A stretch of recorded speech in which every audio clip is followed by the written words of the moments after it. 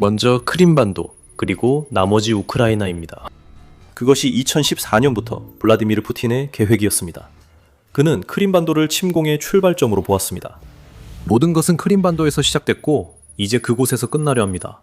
반도에서 갑자기 무언가 변해 블라디미르 푸틴의 모든 계획이 산산조각 났습니다. 우크라이나에서 러시아 세력의 보루는 이제 없습니다. 크림반도가 점차 우크라이나에 해방되고 있고 최근의 급격한 변화로 이 반도는 이전보다 더 취약해졌습니다.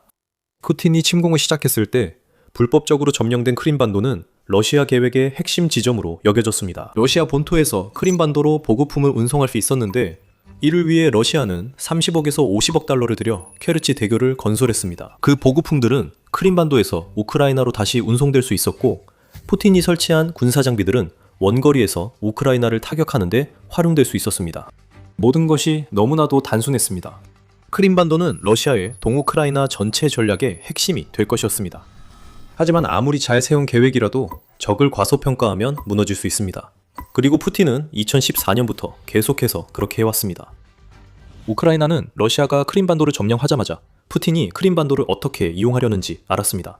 그리고 2022년 이후 우크라이나가 크림반도에서 러시아에 대해 벌이고 있는 일들이 많은 주목을 받았지만 실제로 우크라이나는 크림반도가 합병된 직후부터 러시아로부터 크림반도를 조금씩 되찾기 위한 작전을 준비하고 실행해왔습니다.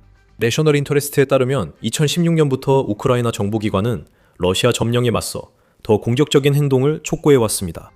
우크라이나는 미국의 러시아 축출 개입을 요구했지만 미국은 이를 거절했습니다. 그것은 미국이 넘고 싶지 않았던 레드라인이었습니다. 미국은 러시아의 추가적인 군사적 대응을 우려했기 때문입니다. 그래서 우크라이나는 문제를 직접 해결하기로 했습니다. 우크라이나 군 정보팀은 현재 우크라이나 대통령 실장이 된 키릴로 부다노프가 이끌었을 가능성이 높은데 2016년 8월 크림반도에서 비밀 습격 작전을 조직했습니다. 8월 6일부터 8일까지 진행된 이 작전에는 5명의 특수부대 요원이 참여했으며 이들은 크림반도 서해안에 상륙해 폭발물과 기타 장비를 반도 내 러시아 시설 근처의 특별 지정 장소로 전달했습니다. 해당 시설들은 러시아가 향후 침공에 사용할 것으로 우크라이나가 파악해 선택됐습니다. 하지만 이 습격은 우크라이나에 성공적이지 못했습니다. 부다노프 팀의 한 명이 발각되면서 우크라이나는 후퇴해야 했지만 직접적인 충돌로 인해 여러 명의 러시아 인원이 사망하게 되었습니다. 우크라이나는 미국과 러시아 모두에게 비난받았습니다. 당시 미국 부통령 조 바이든은 보도에 따르면 이런 일이 다시는 일어나지 말아야 한다고 우크라이나에 경고했습니다. 푸틴은 이번 습격이 우크라이나의 약점을 드러냈다고 자만하며 러시아는 이런 일을 그냥 넘어가지 않을 것이라고 주장했습니다. 푸틴은 우크라이나가 이번 습격으로 명확한 메시지를 보냈음을 깨닫지 못했습니다. 우크라이나는 크림반도를 포기하지 않겠다는 의미였습니다. 2016년 8월 습격을 실패했지만 이 사건은 푸틴의 크림반도 장악력 약화의 시작점이었습니다. 지금 일어나고 있는 갑작스러운 변화는 그 일련의 사건들의 결과입니다. 이 변화가 러시아에 끼친 영향으로 인해 푸틴은 두 가지 끔찍한 선택지에 직면하게 되었습니다. 크림반도를 잃거나 우크라이나 본토 침공에서 패배하거나 둘 중 하나입니다. 2022년 2월로 빠르게 넘어가 보겠습니다.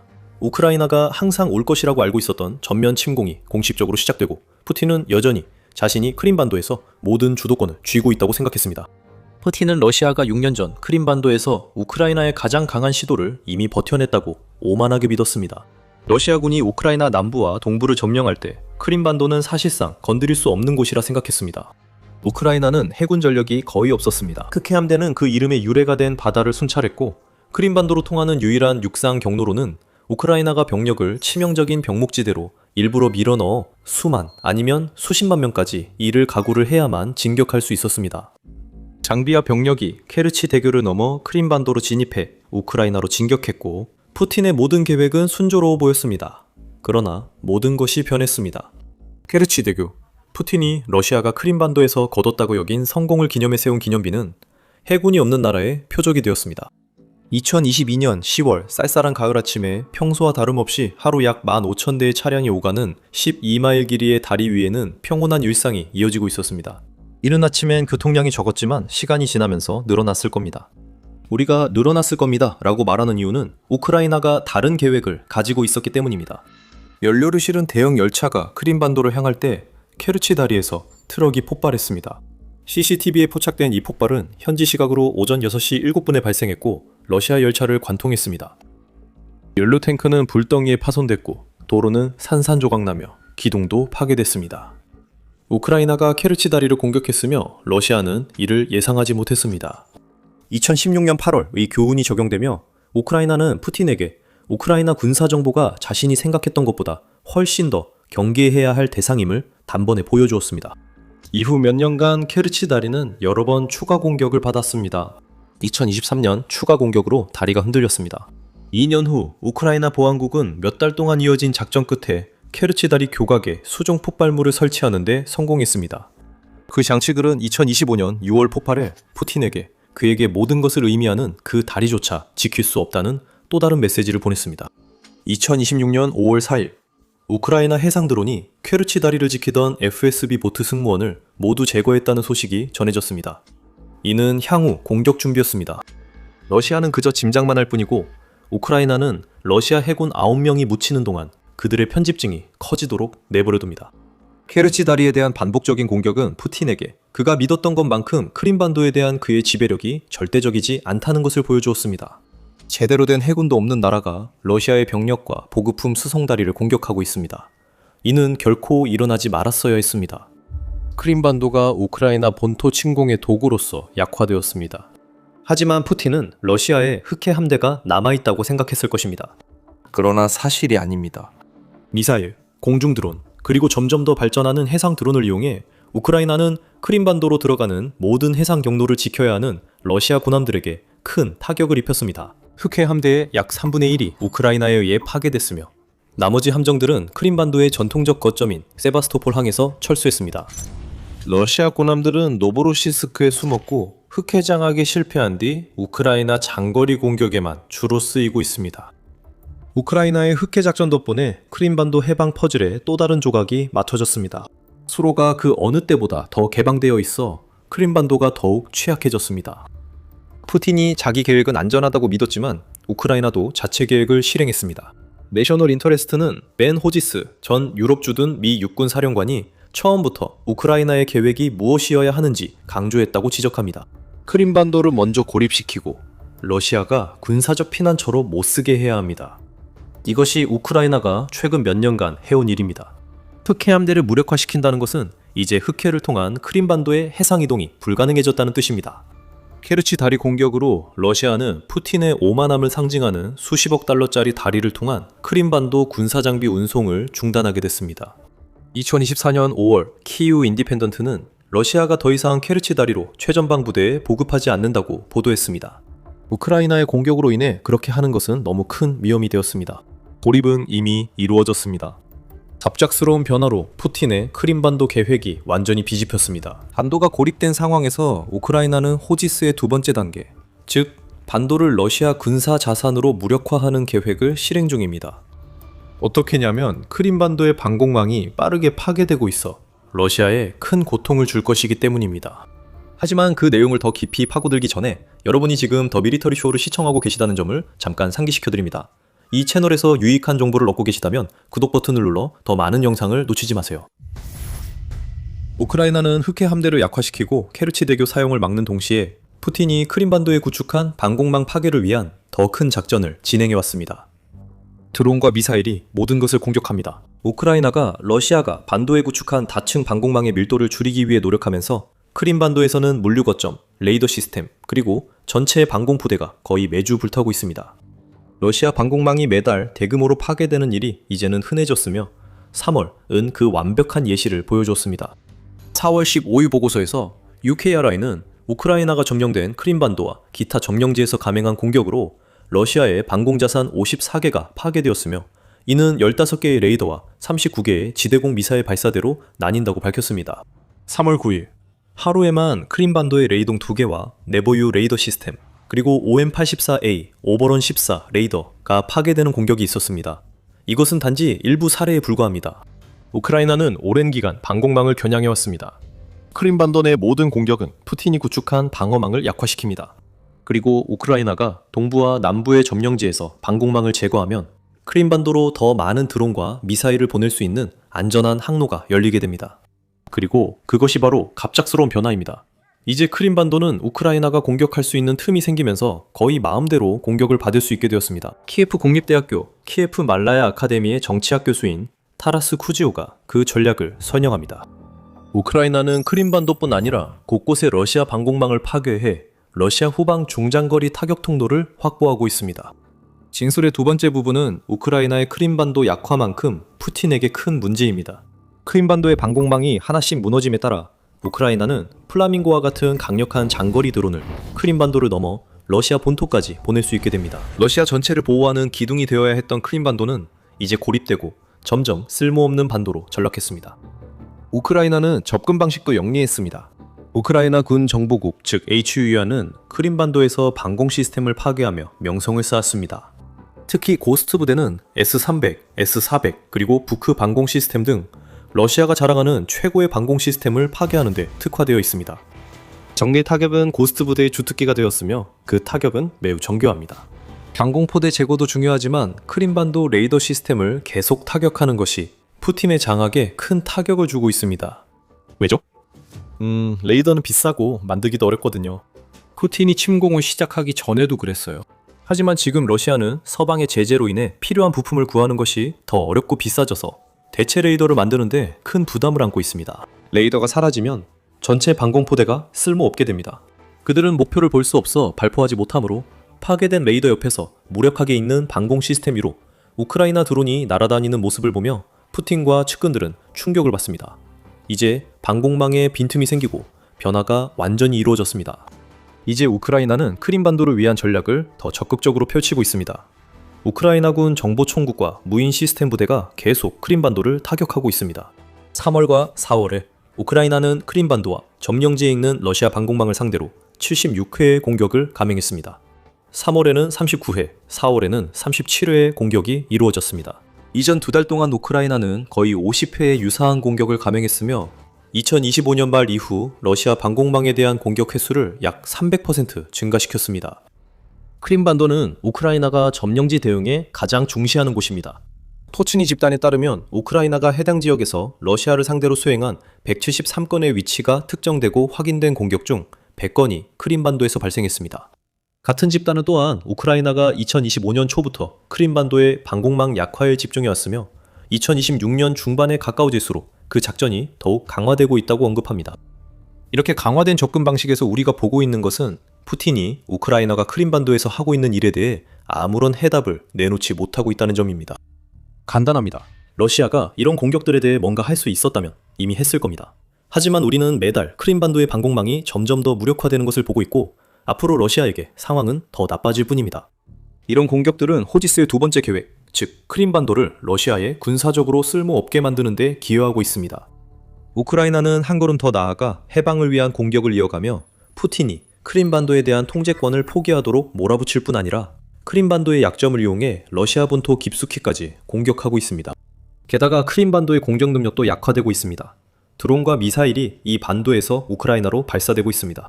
더 많은 방공망이 무너지며 발사를 지원하는 시설과 인프라가 공격받고 있습니다. 우리는 이미 그런 일이 일어나기 시작하는 것을 보고 있습니다. 4월 2일 우크라이나가 크림반도 비행장을 타격해 오리온 드론 기지와 AN-72P 항공기를 파괴했다는 소식이 전해졌습니다. 4월 말 우크라이나 특수부대가 크림반도의 이스칸데르 미사일 저장 시설을 타격했습니다. 러시아의 방공 태세가 갑자기 변하지 않았다면 이런 일은 불가능했을 것입니다. 방어가 약화되었고 크림반도에 있는 푸틴의 나머지 군사 장비들도 이제는 공격 대상이 되었습니다. 그렇다면 지금 푸틴의 크림반도 장악력은 어떤 상황에 놓여 있을까요? 러시아가 여전히 반도를 통제하지만 그 힘은 약해지고 있습니다.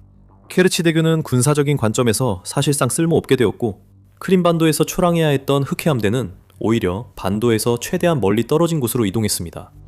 하지만 러시아에게 진짜 치명적인 문제는 바로 방공 문제입니다. 방공포대, 레이더, 그리고 그들이 보호하는 장비들이 모두 불타고 있습니다. 이로써 푸틴은 진짜 딜레마에 빠지게 됩니다. 계속 자원을 쏟아 부을 것인가, 포기할 것인가. 푸틴이 크림반도를 지키려면 우크라이나가 파괴 중인 더 많은 시스템을 크림반도로 추가로 보내야 합니다. 그렇게 하려면 점령지나 러시아 본토에서 시스템을 끌어와야 합니다. 이 시스템들은 매우 가치가 있으며 우크라이나가 여러 차례 입증했듯이 극도로 취약합니다. 오늘 크림반도로 옮겨진 방공 레이더는 내일 우크라이나의 표적이 될 것입니다. 러시아는 크림반도에서 잃는 시스템을 대체할 새 시스템도 만들지 않고 있습니다. 러시아는 레이더와 미사일 등 첨단 부품이 들어가는 장비를 만드는 데 어려움을 겪고 있어 크림반도에 보내는 장비 대부분을 비축분에서 가져옵니다. 결국 비축분도 바닥나게 될 것입니다. 결국 크림반도는 우크라이나 공격의 무방비로 남을 것입니다. 푸틴의 두 번째 선택은 크림반도의 전략적 물류와 무기기지 역할을 완전히 포기하는 것입니다. 그렇게 되면 크림반도는 우크라이나 본토 침공을 지원하는데 사실상 쓸모없게 되겠지만 적어도 반도에서 계속 파괴되고 있는 군사장비들이 러시아나 다른 점령지에서는 조금 더 오래 살아남을 수 있다는 의미가 됩니다. 여기서 가장 큰 단점은 크림반도의 파괴된 방어시설을 보강하지 않으면 병합 이후 크림반도로 이주한 약 80만 명의 러시아 시민들과 반도에 주둔한 수만 명의 러시아 군인들이 완전히 고립된다는 점입니다. 우크라이나의 드론과 미사일이 언제든지 공격할 수 있다는 사실을 알게 되면 그들 중에 남고 싶어하는 사람이 과연 있을까요? 푸틴이 크림반도를 지원하거나 포기해도 자신의 전쟁 수행 능력에 큰 타격을 입게 됩니다. 그는 크림반도가 결국 해방되도록 만들거나 어차피 우크라이나의 공격을 받을 영토를 계속 지키기 위해 다른 지역의 병력을 약화시키게 됩니다. 궁극적인 아이러니는 푸틴에게 돌아왔습니다. 우크라이나 전쟁이 시작된 크림반도가 이제 전쟁의 종착지처럼 보입니다. 흥미롭게도 이를 미리 예견한 남자가 있습니다. 2022년 8월 우크라이나 대통령 볼로디미르 젤렌스키는 크림 플랫폼 연설에서 크림반도 해방 의지를 밝혔고 그의 말 중 특별히 주목할 내용이 있었습니다. 그리고 저는 우크라이나에게 크림반도는 단순한 영토가 아니며 테러리스트 국가에게 있어서처럼 지정학적 게임의 흥정거리도 아니라는 점을 강조하고 싶습니다. 젤렌스키는 크림반도가 우크라이나 국민과 사회의 일부이며 우리가 자유를 보장하고 현대성을 되찾아줄 사람들의 공동체라고 선언했습니다. 우크라이나는 처음부터 러시아에 자신들의 계획을 명확히 밝혔습니다. 크림반도는 결코 넘겨줄 생각이 없었습니다. 이제 우리는 젤렌스키와 우크라이나가 2022년 8월 약속을 이행하는 모습을 보고 있습니다. 푸틴이 2014년에 빼앗은 반도에 대한 장악력이 지금 가장 약합니다.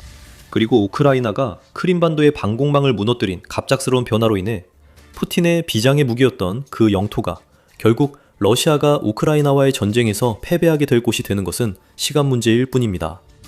크림반도 해방이 시작됐습니다. 우크라이나의 마스터 플랜은 순조롭게 진행 중이고 푸틴이 막을 방법은 없습니다. 푸틴은 우크라이나 침공 당시 러시아를 소련의 영광으로 되돌리려는 꿈을 꾸고 있었습니다. 푸틴은 머릿속에 제국을 그리고 있었습니다. 그는 우크라이나를 점령하고 유럽 깊숙이 진출해 업적을 남기려 했습니다. 러시아 대통령은 소련 시절을 다시 국민들에게 가져왔습니다. 하지만 지금 러시아는 그 시절의 최악만 겪고 있습니다. 러시아 내부에서 어두운 일이 벌어지면서 러시아의 분위기는 암울합니다. 새로운 소련식 기근이 지금 러시아를 덮치고 있습니다. 불만과 노골적인 분노가 러시아 전역에서 커지고 있으며 이 모든 것이 푸틴에게 향하고 있습니다. 러시아 대통령은 자신의 나라를 소위 특별 군사작전으로 이끌었고 이 작전은 이제 4년 넘게 이어지며 러시아 경제를 붕괴 직전까지 몰아넣었습니다. 제재는 매우 강하게 작용하고 있습니다. 푸틴의 권위주의 정권 아래 오랫동안 목소리를 잃었던 대중은 이제 지도자가 그들을 옛 소련 최악의 시절을 떠올리게 하는 위기로 몰아넣자 점점 자신의 감정을 드러내기 시작하고 있습니다. 익명을 조건으로 워싱턴 포스트와 인터뷰한 한 러시아 관리가 러시아 내부의 분위기를 완벽하게 요약했습니다. 분위기는 이제 충분하다, 너무 오래 싸웠다는 것입니다. 모두에게 이 전쟁이 2차 세계대전, 즉 대조국 전쟁보다 더 오래 지속된 것처럼 느껴지고 그럼에도 불구하고 우리는 한 지역조차 점령하지 못하고 있다는 것입니다. 또 다른 저명한 러시아 인사이자 러시아 공산당의 오랜 지도자인 게나디 주가노프는 비판에 있어서 훨씬 더 직설적입니다. 푸틴과 그의 정당이 시행한 정책을 겨냥하며 주가노프는 분노를 표출합니다. 우리는 경제 붕괴가 불가피하다고 10번이나 말했습니다. 올해 1분기가 이미 바닥을 쳤습니다. 긴급 조치가 없으면 가을에는 1917년 같은 일이 벌어질 것이라고 그는 두마 회의에서 강조했습니다. 이런 종류의 반발은 푸틴에게 전례 없는 일이며 이는 시작에 불과합니다. 러시아 대통령은 그에게서 예상할 수 있는 반응을 보였습니다.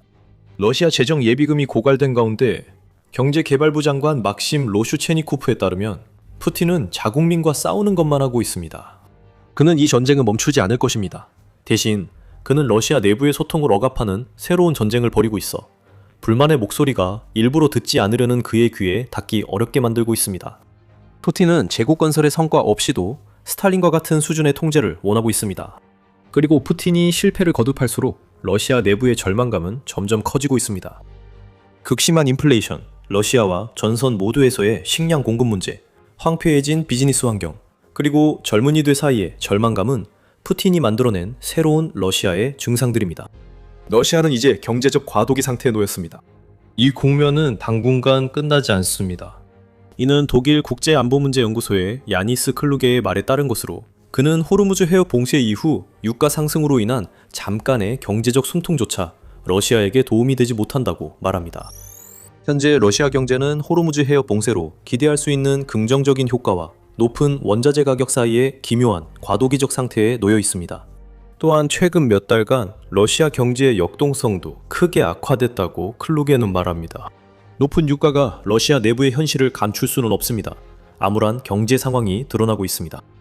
2026년 첫 두 달 동안 높은 금리와 더 강력해진 제재가 겹치면서 러시아 경제는 1.8% 위축되었습니다. 이는 수년 전부터 의도됐던 타격이 마침내 나타나기 시작한 것입니다. 러시아 내 기업에 대한 국내외 투자는 사실상 완전히 막혀버렸습니다. 러시아 연방 통계청 로스스타트에 따르면 1월에 러시아 기업들은 미지급 상어보험이 사상 최고치인 1,090억 달러에 달했습니다. 그리고 러시아의 국내 총생산, 즉 GDP 성장률도 좋지 않습니다. 푸틴은 러시아 전체를 전쟁 기계로 바꿔 경제를 변화시키면서 자신이 승리할 것이라고 확신했습니다. 그리고 몇 년 동안은 그의 생각이 맞았습니다. 제재가 러시아에 본격적으로 영향을 미치기 전 2023년과 2024년 사이에 러시아의 GDP 성장률은 2년 연속 4%를 넘었습니다. 그러다 모든 것이 무너지기 시작했습니다. 2025년에는 러시아의 GDP가 연간 1% 성장에 그쳤습니다. 지난 10여 년을 넓게 보면 로베르트 니그마툴린 러시아 과학 아카데미 경제학자는 2015년 이후 러시아의 GDP 성장률이 연평균 1.5%에 불과하다고 밝혔습니다. 소비자 물가의 경우 같은 기간 동안 77% 상승했습니다. 푸틴이 러시아 군산복합체에 집중해 잠시 만들어낸 거품은 오래가지 못했고 전시 지출이 터무니없이 증가하면서 러시아는 다시 한번 성장 둔화에 직면하고 있습니다. 유가 상승은 단기적으로 푸틴에게 유리했습니다. 국제통화기금 IMF 0.8%에서 1.1%로 상향 조정했습니다. 그것은 푸틴이 듣고 싶어하는 좋은 소식이라고는 할 수 없습니다. 유럽연합 안보연구소는 러시아가 2026년 예산 수입 목표를 1,020억 달러로 설정했다고 지적합니다. 그 목표는 달성될 것입니다. 러시아는 현재의 높은 유가가 2026년 말까지 이어져야 합니다. 미국과 이란이 전쟁을 끝내기만 하면 됩니다. 그러면 러시아는 다시 위기 상황에 빠지게 될 것입니다. 전쟁 지출은 멈추지 않습니다.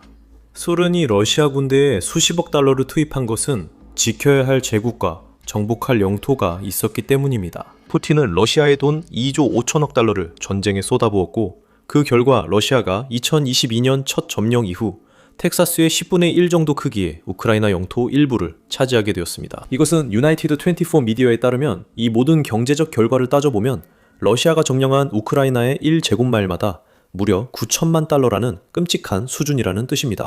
2조 5천억 달러. 러시아가 파괴된 장비, 인적 자원, 군사비, 그리고 경제 붕괴에 쏟아부은 돈은 정말 어마어마한 금액입니다. 러시아의 엘리트부터 빈곤층까지 모두가 아무것도 정복하지 못한 정복전을 위해 왜 이렇게 많은 것을 희생하나 라는 의문을 품고 있습니다. 미하일 호도르콥스키는 한때 러시아에서 가장 부유했던 인물이었지만 지금은 런던에서 푸틴에 반대하고 있습니다. 그는 푸틴의 우크라이나 전쟁이 불러일으켰던 애국적 열정은 이제 거의 사라졌다고 말합니다. 전쟁은 누구도 예상하지 못했던 만큼 오래 지속되고 있다고 그는 말합니다. 그리고 마을 세 곳을 차지했든 빼앗겼든 그 사실이 크게 도움이 되지 않는다고 덧붙입니다. 호도르콥스키는 제재로 큰 피해를 본 많은 러시아 올리가르이들이 내고 싶어하는 목소리를 내고 있습니다. 하지만 푸틴에게 훨씬 더 걱정스러운 것은 그가 창문에서 떨어지거나 설명되지 않은 죽음으로 위협할 수 있는 올리가르이들이 문제가 아니라는 점입니다. 문제는 러시아 국민들입니다. 그리고 그들은 푸틴의 완전한 경제 실패로 인해 초래된 소련 시절 같은 경제 쇠퇴 체제에 짓눌리는 것에 지쳤습니다. 푸틴은 오로지 한 방향만 바라보며 끝이 보이지 않는 전쟁을 계속하고 있습니다. 절망은 이제 노골적인 분노로 바뀌고 있으며 이는 푸틴에게 모든 것을 뒤바꿔 놓을 수 있는 위협입니다. 러시아의 절망의 깊이를 파헤치기 전에 여러분은 더 밀리터리 쇼를 시청하고 계십니다. 아직 구독하지 않으셨다면 지금이 딱 구독 버튼을 누를 때입니다. 러시아 대기업 재벌들은 호도르콥스키처럼 말하기엔 너무 두려워할 수 있습니다. 하지만 하위 계층에서는 러시아의 소규모 사업주들이 계속해서 더 높은 세금과 그들을 실패하게 만들려는 듯한 정책들에 충격을 받으며 절망을 느끼고 있습니다. 워싱턴 포스트와 인터뷰한 한 모스크바 사업가는 우크라이나 전쟁이 언제 끝날지 아무도, 심지어 푸틴도 모른다고 말합니다. 페르시아만에서의 분쟁은 위험합니다. 왜냐하면 이 분쟁이 푸틴에게 부당한 반사이익을 안겨주었기 때문입니다. 러시아의 대부분 사람들에게 문제는 단순합니다. 전쟁이 언제 끝날지 모르고 국가는 점점 더 많은 것을 빼앗아갈까 두려움이 커진다고 그 사업가는 말합니다. 53세 물류회사 관리자 타티아나 씨는 지금 자신이 보고 있는 상황이 소련 말기에 끔찍했던 기억을 되살렸다고 말합니다. 우리는 이미 한번 철의 장막 뒤에서 살았고 그때는 이런 일이 다시는 일어나지 않을 거라고 확신했어요.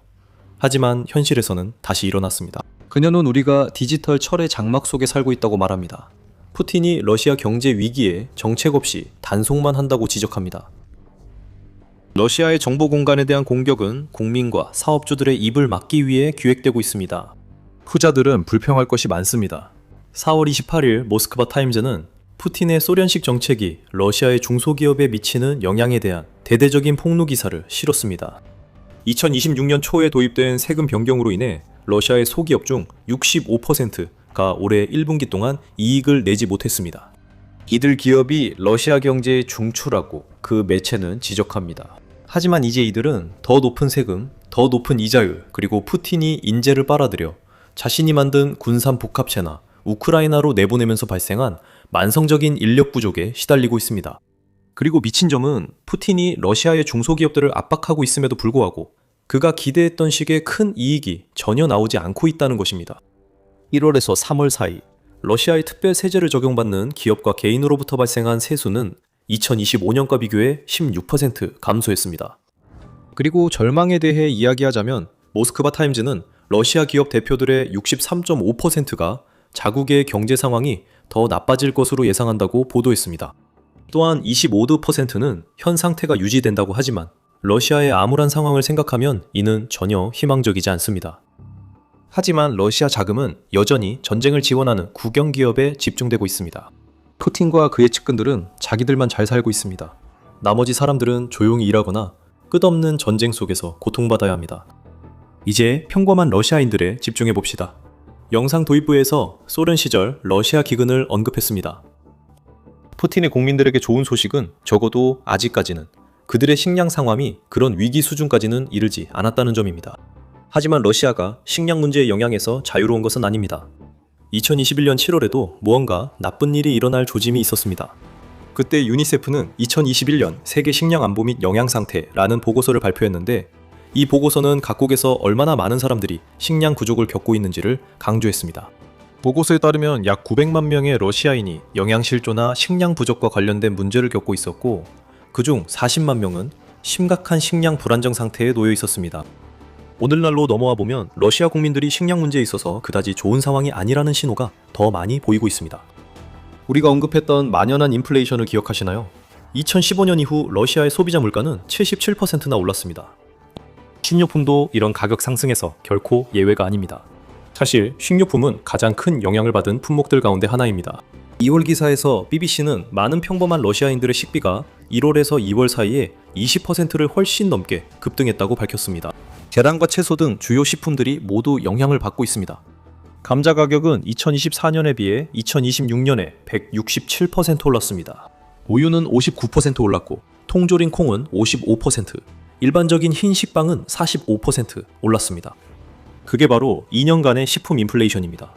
그리고 여기에 러시아의 부가가치세율이 20%에서 22%로 오른 것도 추가할 수 있습니다. 러시아에서 찬장과 냉장고를 채우는 일이 더 어려워졌고 2025년에 참담한 수확으로 상황은 나아지지 않았습니다.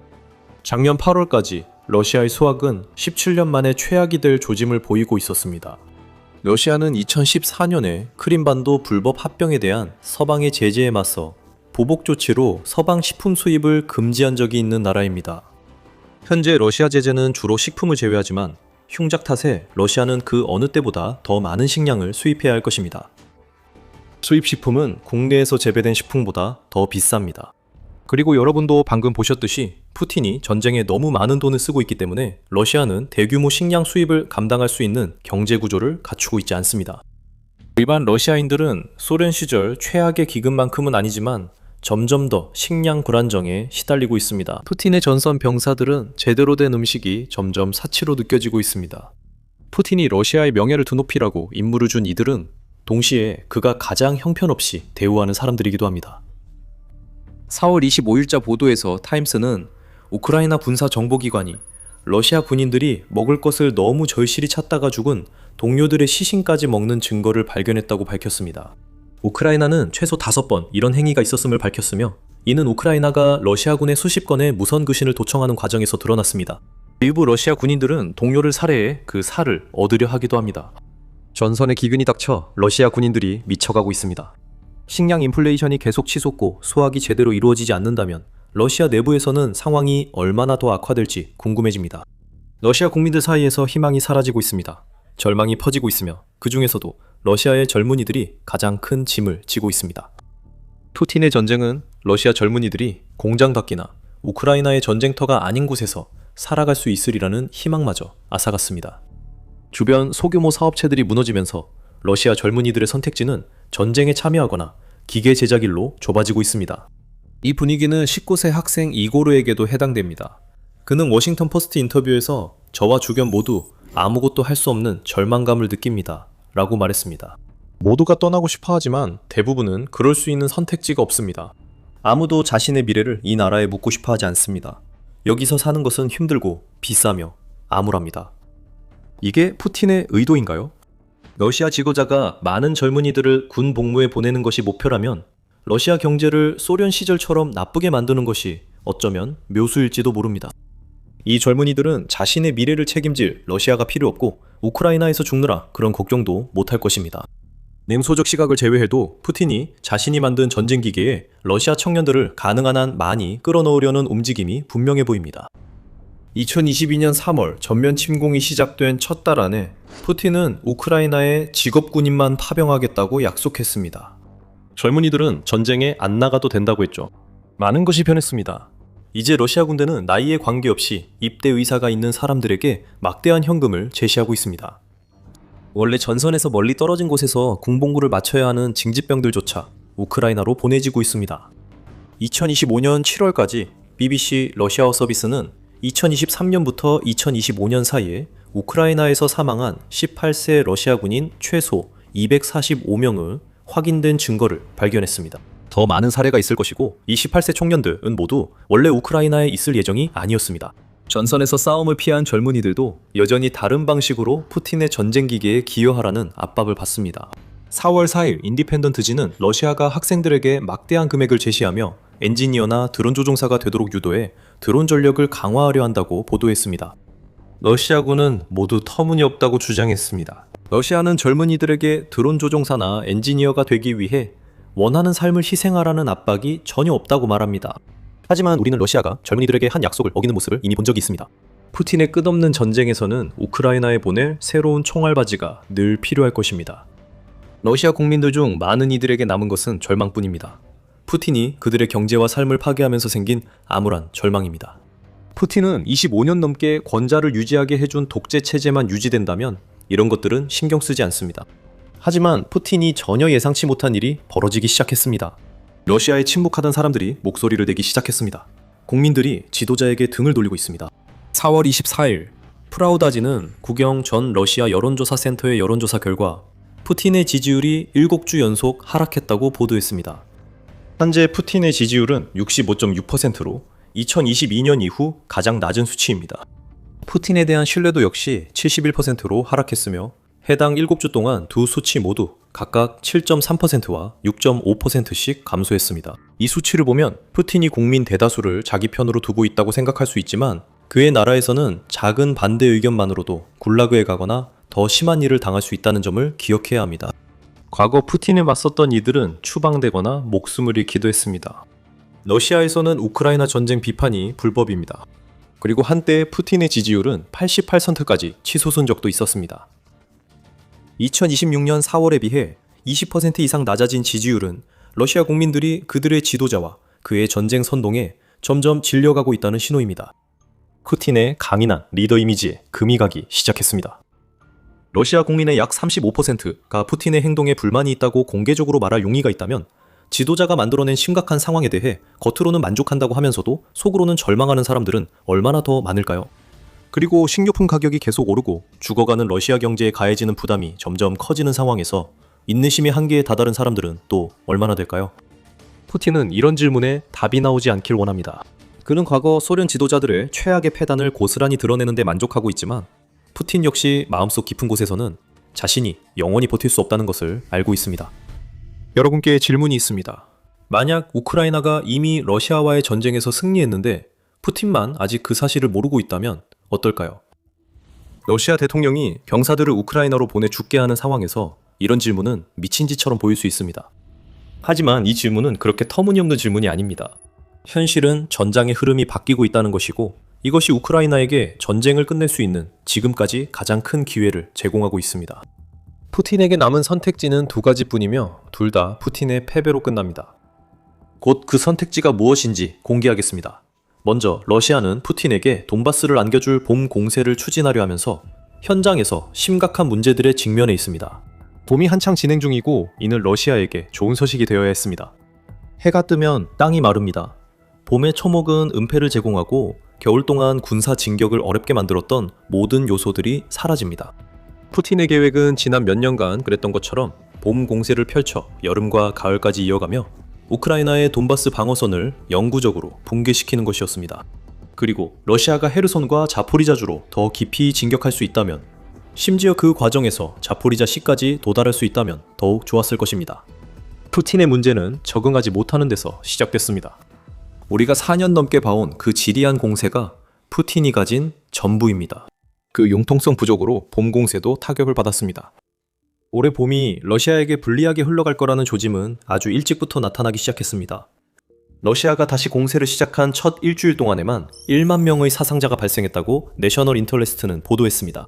여기에는 3월 17일 하루 동안 러시아군 1710명을 잃은 기록적인 날도 포함되어 있는데 이는 2026년 들어 가장 많은 수치입니다.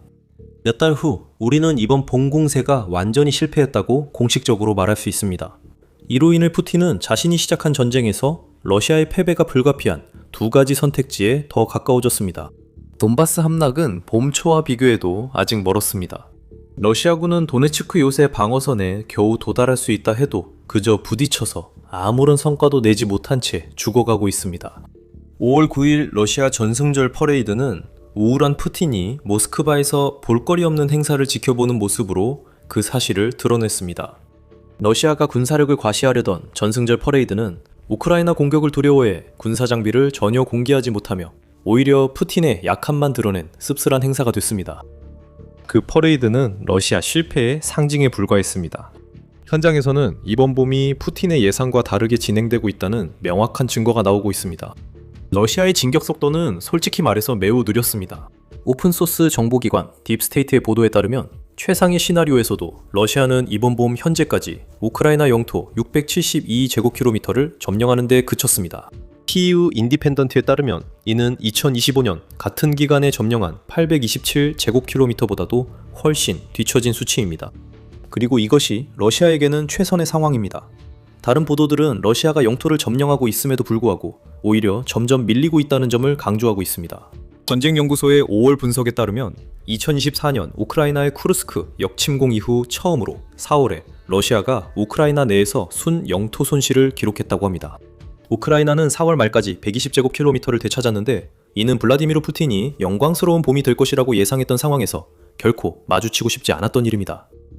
우크라이나의 남부와 남동부에서의 반격이 러시아에 큰 타격을 입혔고 러시아가 진격해야 할 시기에 오히려 우크라이나가 영토를 되찾고 있는 주요 원인 중 하나입니다.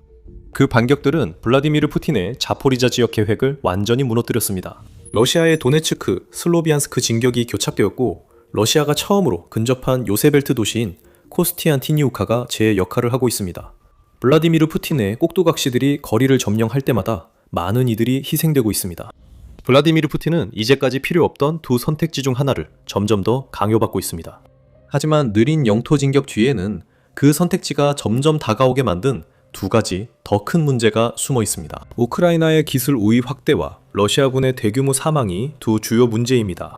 먼저 사망자 문제를 말씀드리겠습니다.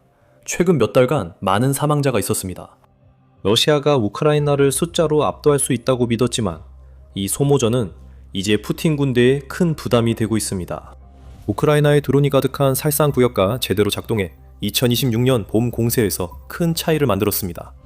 우크라이나는 FPV 드론을 이용해 전선에서 몇 킬로미터 이내에 움직이는 모든 것을 타격할 수 있으며 이는 고정된 목표에 포탄 한 발을 쏘는 데 드는 비용의 약 10%밖에 들지 않습니다. 우크라이나 전쟁에 큰 변화가 있었고 함께 하시면 그 중요성을 알게 됩니다. 현재 결과가 매우 중요합니다. 키우 인디펜던트와 포리티코 등은 전장 사상자의 최대 80%가 드론으로 발생한다고 전합니다. 일부에서는 그 수치가 더 높다고 추정합니다. 러시아의 3월 사상자 기록을 강조한 알자지라의 보도에 따르면 우크라이나가 확인했다고 주장하는 35,351명의 러시아 사상자 중 96%가 드론에 의해 기록되었다고 합니다. 나머지는 소화기 사격과 포격 때문이라고 합니다. 여기에 수천 대의 탱크, 장갑차, 방공 시스템이 파괴되면서 드론이 러시아 군사 장비에 끼친 피해까지 더하면 푸틴이 받아들일 수밖에 없는 상황이 만들어지고 있습니다. 해가 거듭될수록 러시아의 공세는 약해지고 우크라이나의 방어는 더욱 강해지고 있습니다. 3월의 막대한 사상자 수로 다시 돌아가 보면 이것은 푸틴의 군대에게 결코 일회성 사건이 아니었습니다. 우크라이나는 4월 에도 같은 전략을 반복했고 국방부는 한 달간 35,203명의 러시아군이 사망 또는 부상했다고 발표했습니다. 4월은 3월보다 하루가 적으니 참고하세요. 만약 하루가 더 있었다면 우크라이나는 3월 수치에 맞추는 데 필요했던 추가 150명 안팎의 러시아군 사상자를 거의 확실히 더 냈을 것입니다. 패턴이 나타나고 있는데 푸틴에게는 나쁜 소식입니다. 러시아 군인 사망과 부상자가 매달 최고치를 기록하고 있습니다. 이는 러시아가 대규모 영토 점령을 예상한 봄 공세 중에 나타난 수치입니다. 사망자 측면에서 상황이 더 나빠지고 있습니다. 러시아의 봄철 사상자 수치도 놀랍지만 푸틴의 진짜 문제는 이것입니다. 러시아가 매달 잃는 3만 5천여 명 병사의 대부분은 돌아오지 못합니다. 우크라이나 대통령 볼로디미르 젤렌스키는 3월 10일 러시아의 사망자 비율이 부상자보다 지나치게 높다고 밝혔습니다.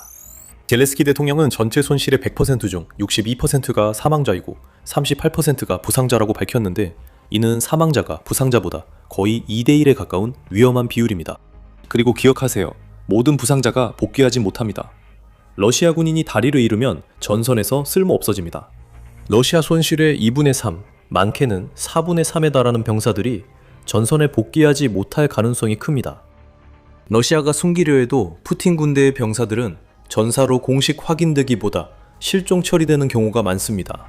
독립언론은 실제 사망 규모를 밝히고 있습니다. 5월 9일 보도에서 러시아의 메두자와 미디어 조나는 우크라이나 전쟁이 시작된 이후 18세에서 59세 사이에 러시아 남성 35만 2천 명이 사망한 것으로 밝혀냈습니다. 이 사망자 수는 러시아의 상속 등기부 확인과 BBC 러시아와 같은 기관들이 작성한 검증된 사망자 데이터베이스 조사를 통해 확인된 것입니다. 실제 사망자는 이보다 훨씬 많을 수 있습니다. 그리고 상황은 더욱 악화되고 있습니다.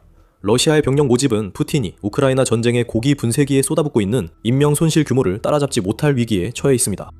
5월 4일 유나이티드 24 미디어는 4월이 러시아가 우크라이나에서 입은 손실을 보충할 만큼 충분한 군 자원 봉사자를 모집하지 못한 5번째 연속 달이라고 보도했습니다. 이는 러시아 군대가 5개월째 감소하고 있으며 곧 푸틴이 두 가지 나쁜 선택 중 하나를 해야 함을 시사합니다. 밀리타르니도 4월 중순 러시아 모집 상황을 살폈지만 결과는 푸틴에게 희망적이지 않았습니다. 자료에 따르면 러시아는 2026년 1분기에 하루 약 800명을 모집했으며 이는 2025년 같은 기간에 하루 1000, 1200명보다 감소한 수치입니다. 봄 공세로 사상자가 급증한 상황에서 모집 인원이 20% 넘게 줄면 푸틴이 가장 원치 않는 일입니다. 또한 우크라이나는 러시아의 이 모든 문제를 훨씬 더 악화시킬 것입니다. 어떻게 그럴까요? 앞서 언급한 두 번째 주요 문제는 우크라이나가 러시아와의 기술 전쟁에서 우위를 넓히며 성과를 바탕으로 지속 발전한다는 점입니다. 본격적으로 시작하기 전에 여기는 더 밀리터리 쇼입니다. 앞으로 다양한 내용이 준비되어 있으니 인사이트를 얻으셨다면 구독하고 다른 영상도 시청해주세요. 우크라이나는 이 전쟁에 참여한 두 나라 중 항상 더 혁신적인 쪽이었습니다. 미하일로 페도로프가 국방부 장관이 된 후 우크라이나는 러시아와의 전투에서 기술 중심 접근을 강화했습니다. 페도로프가 주창하는 데이터 활용과 현대적 경영 사고방식은 우크라이나 국방부와 군대의 전면적인 구조 개편에 기여하고 있습니다. 이 기술 천재는 자신이 손대는 모든 것을 최적화하는 데 집요하며 이는 푸틴의 침공으로 약 2130억 달러에 달하는 급증하는 부채를 감당해야 하는 우크라이나가 절실히 필요로 하는 것입니다. 페도로프의 방식은 최소한의 자원으로 최대한의 효과를 내는 것이며 그가 이미 우크라이나군에 가져온 변화는 결코 과소평가할 수 없습니다. 페도로프는 이전에 우크라이나 디지털 전환 장관으로서 델타 상황 인식 시스템 도입을 주도했습니다. 이 시스템은 우크라이나 군인들이 전장 곳곳에서 영상을 공유하고 정보를 주고받을 수 있게 해줍니다. 그 시스템이 바로 우크라이나가 현재 사상자 수를 확인하는 데 사용하는 것입니다. 러시아 대상 모든 FPV 드론 공격은 기록, 업로드, 집계돼 우크라이나가 피해를 정확히 파악할 수 있습니다. 페도로프는 또한 키이우 인디펜던트가 소련식 사고방식을 가진 군 최고사령관 올렉산드르 시르스키이의 중요한 견제 세력으로 여겨집니다. 이들은 우크라이나군의 기존 방식과 새로운 방식의 장점을 접목하려 합니다. 우크라이나가 구축한 기술적 우위에서 그 효과는 분명히 드러납니다. 통신 분야에서 페도로프는 국방장관으로서 초기에 큰 성과를 거두었습니다. 그는 스페이스X와의 협상을 성공적으로 이끌어내 러시아가 수년간 우크라이나에서 불법적으로 사용해온 스타링크 단말기를 차단했습니다. 러시아 전선 전역에 혼란이 발생했고 이는 우크라이나의 반격과 현재 우리가 목격하고 있는 막대한 사상자 수에 크게 기여했습니다. 5월 10일 유나이티드 24 미디어에 따르면 스타링크 손실이 러시아 드론 전략에 영향을 미쳤습니다. 블라디미르 푸틴은 우크라이나가 흑해 함대를 마비시킨 것에 대응하기 위해 우크라이나를 상대로 해상 드론 작전을 개시할 준비를 하면서 전체 흑해 작전을 준비해두고 있었습니다. 프로토타입은 이미 2025년 중반까지 생산되었고 2026년은 러시아가 해상 드론을 대량으로 사용하기 시작하는 해가 될 예정이었습니다. 스타링크 중단으로 모든 계획이 무산됐지만 우크라이나 기술은 여전히 흑해를 지배합니다. 기술에 대한 집중이 더욱 높아지면서 우크라이나는 방어 측면에서도 엄청난 도움을 받았습니다. 저렴한 요격 드론이 우크라이나의 다층 방공망에 도입되면서 러시아의 샤헤드령 드론의 효과가 줄어들고 있습니다. 지상 로봇 시스템이 전선 곳곳에 도입되고 있습니다. 유럽 정체 분석센터에 따르면 이러한 로봇들은 2026년 말까지 우크라이나 전선 보병의 필요 인원을 30%까지 줄일 수 있으며 앞으로는 최대 80%까지 줄일 수 있다고 합니다. 이 로봇들은 우크라이나 군수 지원에서 점점 더 중요해지고 있으며 일부는 기관총을 장착해 공격 무기로 쓰입니다. 그리고 AI도 있습니다. 우크라이나는 그 분야에서 러시아를 훨씬 앞서가고 있어서 비교가 되지 않을 정도입니다. 이제 완전 자율 드론 무리가 전장에 투입되어 최소한의 인간 개입으로 목표를 식별, 추적, 파괴할 수 있습니다. 우크라이나는 영국과도 협력하고 있는데 영국은 러시아를 무력화할 첨단 드론의 추가 개발을 촉진하기 위해 AI 우수센터에 자금을 지원하고 있습니다. 살상구역 확대와 기술 발전으로 우크라이나가 전장에서 주도권을 확보하고 있습니다. 그리고 바로 이 우크라이나의 주도권과 러시아가 이에 대응하지 못하는 상황이 합쳐지면서 푸틴에게는 이제 두 가지 선택지만 남게 되었습니다. 이 두 가지 모두 러시아가 전쟁에서 패배한다는 것을 의미합니다. 첫 번째 선택지는 동원령입니다. 러시아가 아직 우크라이나에 비해 가지고 있는 유일한 이점은 훨씬 더 많은 인력을 보유하고 있다는 점입니다. 러시아 인구가 우크라이나보다 약 4배 많지만 푸틴이 전쟁 내내 병력 동원에 소극적이어서 그 차이가 크게 작용하지 않았습니다. 기억하세요. 이 사람은 4년간 130만 명이 넘는 사상자가 발생했는데도 여전히 전쟁을 특별 군사 작전이라 부릅니다. 푸틴은 동원이 자신의 통치 핵심인 사회적 계약을 깨는 일임을 알기에 오랫동안 동원을 선택하지 않았던 것입니다. 푸틴은 러시아에 필요한 안정을 가져다줄 가민한 지도자로 25년간 자리매김해왔습니다. 국가를 동원하고 전면전 태세로 전환하는 것은 그 사회적 계약을 산산조각 내는 일입니다. 이것은 푸틴이 러시아 국민들에게 자신이 틀렸으며 러시아가 이미 투입한 막대한 자원만으로는 우크라이나를 압도할 수 없다는 것을 인정하는 것과 같습니다. 더 많은 것이 필요해 바로 그 지점에서 대가가 따르게 됩니다. 전쟁연구소 ISW가 지적하듯이 푸틴은 전면 동원이 자신의 정권에 가져올 사회적 반발을 두려워하며 살아가고 있습니다. ISW는 그 반발이 과거 소련이 아프가니스탄 침공 실패 이후에 겪었던 반발보다 더 심각할 수 있다고 말합니다. 그 10년에 걸친 분쟁으로 러시아는 약 1만 5천 명의 사상자를 냈습니다. 푸틴의 작전은 우크라이나에서 보름도 안 되어 그 숫자에 도달하고 있습니다. 이로 인해 동원 필요성이 더 커지고 있습니다. 푸틴은 동원을 피하기 위해 할 수 있는 모든 것을 하고 있습니다. 동원이 이루어진다면 그는 수십만 명의 러시아인을 전쟁터로 내몰았던 옛 차르들과 같은 길을 걷게 될 것입니다. 푸틴이 이미 그런 일을 했다는 점은 차치하죠. 러시아 지도자에게는 모든 것은 서사에 달려 있습니다. 동원을 실시한다는 것은 푸틴이 그동안 국민들에게 결코 전쟁이 되지 않을 것이라고 약속했던 특별 군사작전이 결국 전쟁이 되었음을 인정하는 셈이기 때문입니다. 러시아의 동원령 직후에 혁명이 일어나지는 않을 수도 있지만 푸틴은 자신의 권력 기반에 무너져가는 토대를 산산조각 냈기 때문에 결국 패배하게 될 것입니다. 러시아가 우크라이나 문제를 해결하기 위해 동원령을 내린다면 푸틴은 결국 자신의 몰락을 자초하게 될 수도 있습니다. 국민들과 러시아 엘리트들이 그의 통치를 끝낼 방법을 모색하기 시작할 것이기 때문입니다. 그리고 두 번째 선택지가 있습니다. 평화협정을 통해 전쟁 전체를 종식시키는 것입니다. 푸틴은 러시아 전승절 기념식 이후 바로 그렇게 하려 한다는 암시를 계속 내비치고 있습니다. 푸틴은 우크라이나 전쟁이 끝나가고 있다고 믿는다는 모호한 주장을 했습니다. 그는 평화협상에도 열려있음을 언급했습니다. 그리고 그는 이 모든 것에 우크라이나가 협조하지 않는다거나 서방이 러시아를 해치려 한다는 평소에 러시아식 헛소리를 곁들였지만 러시아의 군사력을 기념하는 날에 공개적으로 평화와 분쟁 종식에 대해 언급했다는 사실만으로도 많은 것을 시사합니다. 푸틴은 출구를 찾고 있습니다. 그리고 이것이 우크라이나가 두 가지 중 선호하는 선택입니다. 동원령은 푸틴의 패배를 의미하지만 러시아가 수십만 병력을 추가로 우크라이나에 보낼 수 있다는 뜻입니다. 반면 평화는 우크라이나가 더 이상 피해를 피할 수 있고 푸틴은 러시아 국민과의 사회적 계약이 아니라 우크라이나를 차지하겠다는 자신의 약속을 어기게 됩니다. 푸틴의 문제는 우크라이나가 그의 조건으로 평화를 받아들이지 않을 것이며 도네츠크와 루안스크를 러시아에 넘기지 않을 것이라는 점입니다.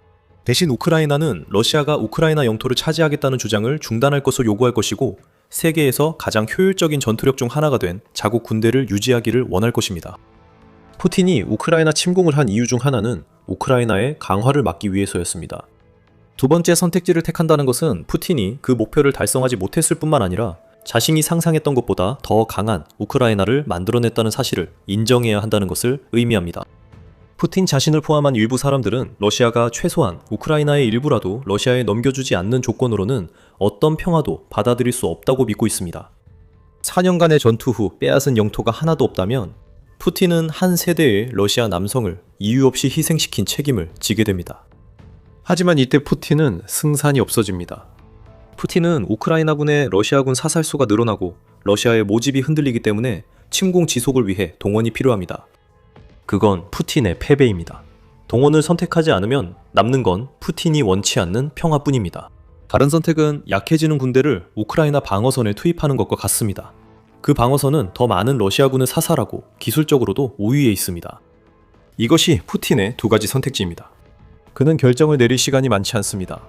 이 영상에서는 푸틴의 침공이 러시아 내에 초래한 경제 혼란과 그로 인한 압박은 다루지 않았습니다. 걱정 마세요. 모든 것을 설명하는 영상이 있습니다. 시한폭탄이 된 러시아 경제과 푸틴이 당황하는 이유가 궁금하다면 영상을 확인하세요. 이 영상이 재미있으셨다면 푸틴 통치의 어두운 이면과 우크라이나에서 푸틴이 저지른 수많은 실패를 다루는 더 밀리테리 쇼 구독 부탁드립니다. 시청해주셔서 감사합니다.